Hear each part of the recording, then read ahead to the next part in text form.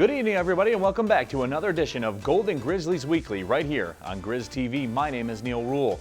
It was a championship weekend for the men's soccer team as they claimed a second consecutive Horizon League title.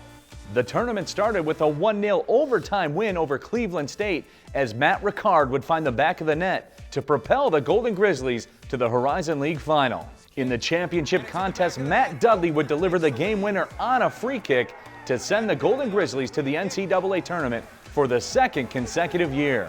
Earlier today, the NCAA held the selection show for the men's soccer tournament where the Golden Grizzlies found out they will be taking on the Dayton Flyers. We caught up with the team at the selection show party.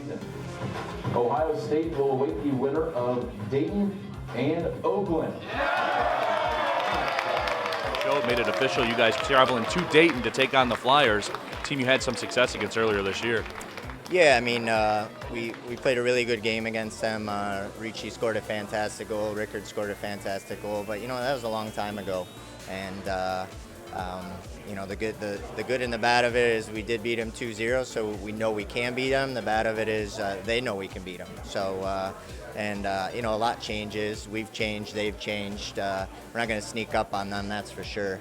And obviously they're going to have the revenge factor in mind. So.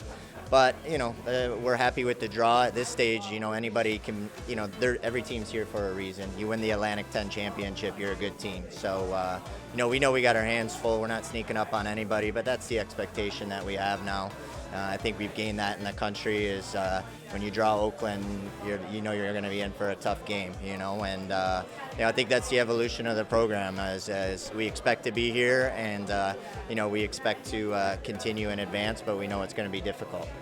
Coach, what about the draw in and of itself? I mean, you guys now with championship experience, NCAA tournament experience, these are all teams that you've played and you've had success against, not only Dayton, but Ohio State as well. You guys have a victory under your belt last year over Ohio State. Confidence has to be high for you guys right now. Yeah, I mean, one of the strengths of this team is experience. Our seniors have won 3 championships in 4 years, and they played a lot of soccer since the day they got there. And a lot of credit goes to the coaching staff for the recruitment of them, and you know, the ability for them to come in and play right from the start. And you know, they came in and won a championship their freshman year, and you know, did really well the whole time. So I think that's one of the strengths of the team is experience. We've been down, we've been up.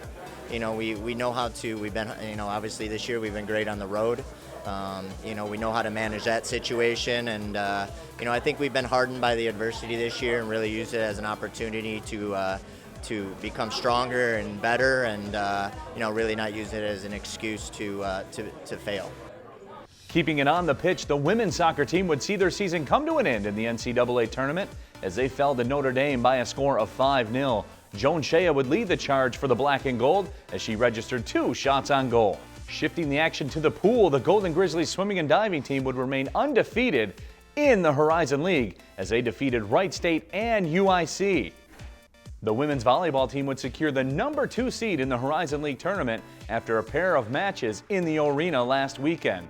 After dropping a Friday night affair to Wright State, the Golden Grizzlies would honor their seniors as they came from behind to beat Northern Kentucky in thrilling fashion by a score of 3-2. The cross-country teams would compete in the NCAA Regionals in Wisconsin. Bryce Strode would lead the men's side with a personal best record time in the 10K as the men would finish 11th place, their highest ever standing in the NCAA Regionals. On the women's side, they would finish 19th after being led by Rachel Levy. The men's basketball team finished up exhibition play with a huge win over Heidelberg. Max Hooper would drop 8 three-pointers, and Brad Brechting would add 18 points. Nick Daniels and Sharon Dorsey Walker each recorded double-doubles as the men's team earned a 130-72 win. The women's basketball team would open regular season play on Friday against the University of Michigan Dearborn. The Golden Grizzlies would cruise to a big 123-38 win. On Sunday afternoon, Oakland played host to Central Michigan, and they would fall to the Chippewas by the score of 110-87. Freshman Taylor Jones would receive honors from the Horizon League as she was named League Freshman of the Week.